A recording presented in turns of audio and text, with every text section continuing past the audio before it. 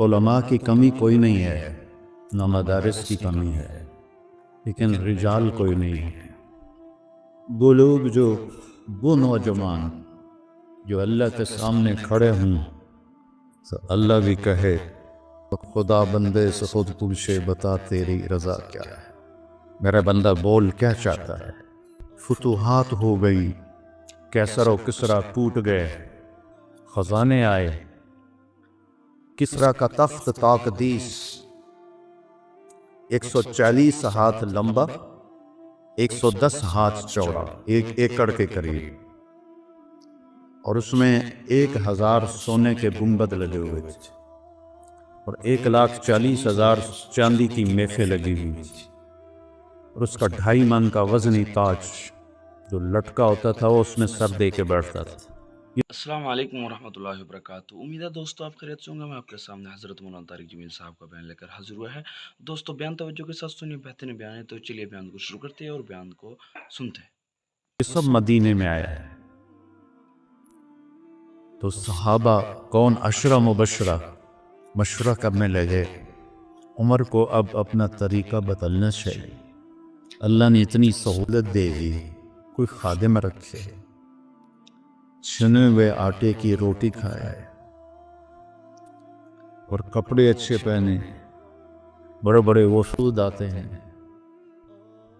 تو حضرت علی کہنے لگے جو مرضی کر لو مانے گا کوئی نہیں، کہنے نہیں بات تو کرنی چاہیے۔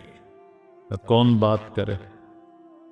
کہا حفصہ اور عائشہ رضی اللہ عنہ، ایک بیٹی اور ازواج مطہرات میں سے، دوسری محبوب بے رسول ہی، تو ان دونوں کو تیار کیا گیا۔ یہ دونوں تشریف لائیں تو حضرت عمر گنجے ہو گئے تھے، آخر لیٹے ہوئے تھے، اٹھ کے بیٹھ گئے۔ حضرت عائشہ متکلم بنی کہ امیر المومنین آپ سے ایک بات کرنی ہے، کہو۔ اللہ تعالیٰ نے ہمارے نبی کے دور میں دنیا نہ بھیجی، نہ انہوں نے دنیا کا ارادہ کیا، وہ ایسی چلے گی۔ میرے باپ کا زمانہ آیا، اللہ نے دنیا نہ بھیجی، نہ انہیں ارادہ کیا، تو وہ بھی ویسی چلے گی۔ اب اللہ تعالیٰ نے آپ پر دنیا کے دروازے کھول دیے ہیں، فتوحات کے دروازے کھول دیے ہیں، اب آپ اپنی اوپر رحم کریں، ارفق بنفسک، اچھا کھانا کھائیں، چھنے ہوئے آٹے کی روٹی کھائیں، اچھا کپڑا پہنیں، بڑے بڑے وفود آتے ہیں آپ سے ملنے کے لیے، اور اپنے لیے کوئی خادم رکھی جو آپ کی خدمت کرے، آپ کی عمر کا بھی تقاضا ہے۔ حضرت عمر کا رنگ ایسے بدل ہوا۔ جب حضرت عائشہ نے بات ختم کی تو کہنے لگے مجھے بتاؤ تمہیں کس نے بھیجا ہے؟ کہنے لگی کوئی ہاں نہ کرو گے تو ہم بتائیں گے، ویسے تو نہیں بتائیں گے۔ فرمانے لگے اگر مجھے بتا دو نا تو میں مار مار کے ان کے چہرے دلوہان کر دوں۔ تو پھر وہ رو پڑے، پھر کہنے لگے حفصہ تو گھر والی ہے نا؟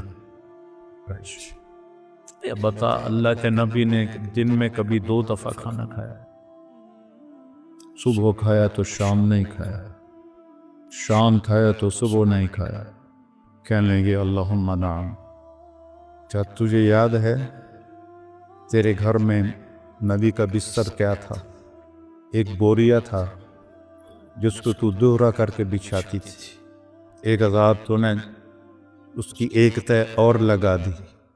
تو آپ نے پوچھا حفصہ میرا بستر بدل دیا ہے؟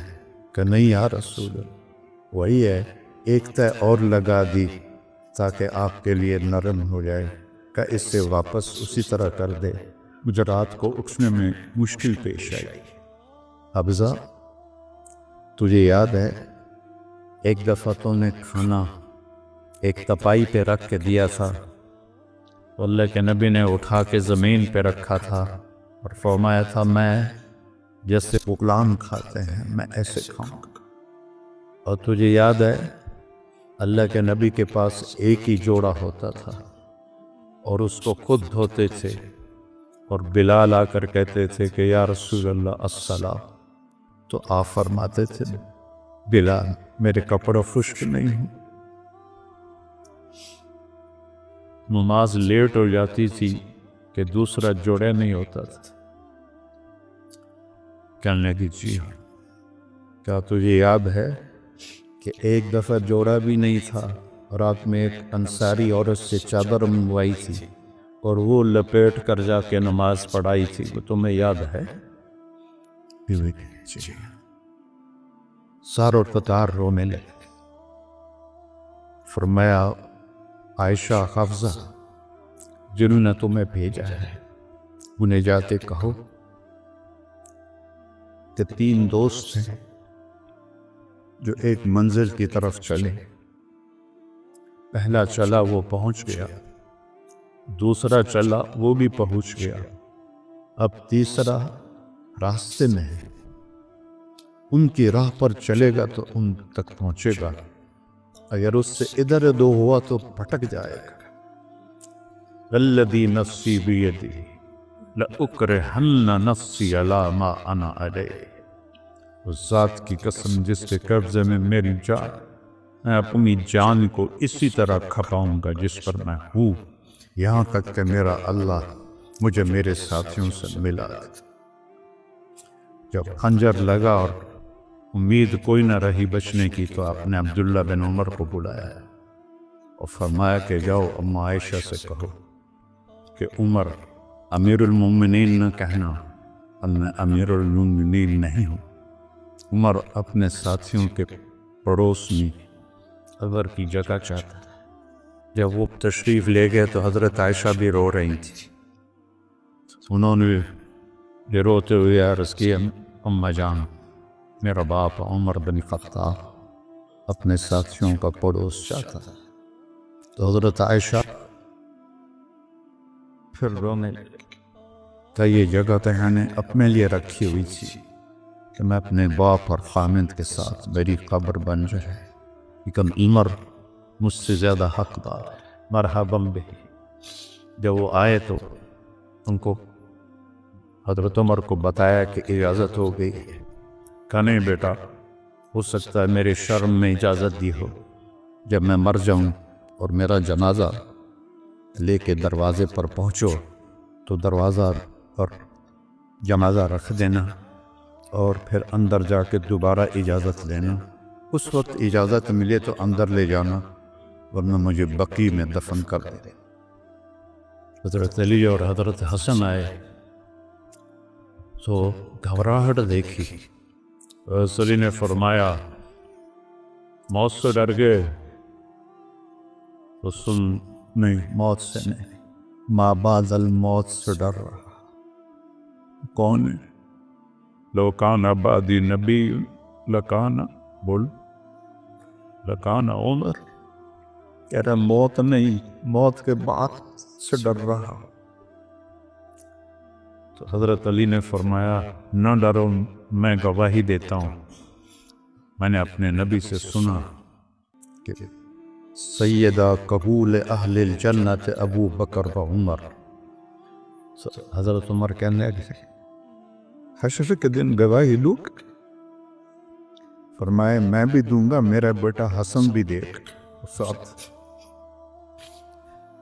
وہ تشریف لے گئے، پیچھے موت کے آثار نظر آئے تو ان کا گود میں سر تھا بیٹے عبداللہ بن عمر کی، تو کہنے لگے دانی علی الارض، وہ یہ زمین پر ڈالا، تو ان کا دل نہیں مانا تو ان نے پنڈلی پہ سر رکھ دیا، لگے بھائی تیرا ناس ہو، سنتے نہیں ہو کیا کہہ رہا ہوں، زمین پہ ڈال۔ آپ مسجد میں داخل ہوئے، آپ کے دائیں طرف ابو بکر تھے، بائیں طرف عمر، آپ نے فرمایا ہمیں دیکھ رہے ہو؟ صحابہ سے کہا جی، کہا کذا نحشر یوم القیامہ، اس طرح ہم معاشر میں اٹھیں گے کہ میرے دائیں ابو بکر ہوگا اور بائیں میرے عمر ہوگا۔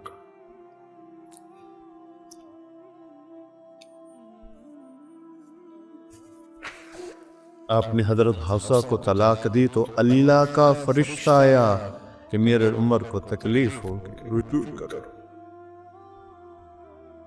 رجوع کرو۔ اپنے نبی کی منشا کے خلاف اللہ نے فیصلہ لیا کہ میرے عمر کو تکلیف ہوگی، رجوع کرو، تو آپ نے رجوع فرمایا۔ تو جب انہوں نے زمین پہ سر رکھا تو الٹے ہو گئے اور اپنا چہرہ زمین پہ ایسے ملنے لگے۔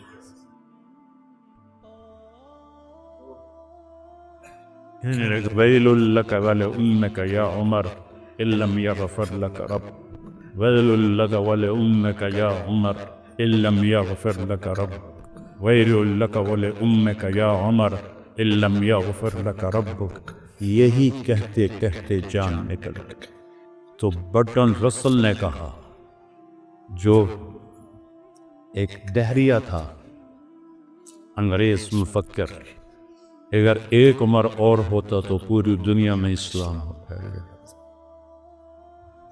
امید ہے آپ کو بیان پسند آیا ہوگا۔ اگر آپ کو بیان پسند آیا تو ہمارے چینل کو لائک اینڈ سبسکرائب کریں اور ہمیں کمنٹ کر کے ضرور بتائیں۔ چلیے ملتے ہیں اگلی ویڈیو میں۔ السلام علیکم ورحمۃ اللہ وبرکاتہ۔